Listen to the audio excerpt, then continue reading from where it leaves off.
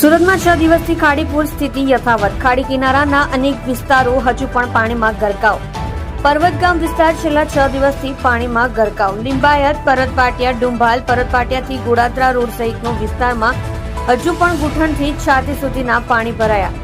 સુરત અને ઉપરવાસમાં વરસાદ ઓછો થતા ખાડીનું લેવલ ઘટ્યું પણ ખાડીપુર હજુ પણ યથાવત.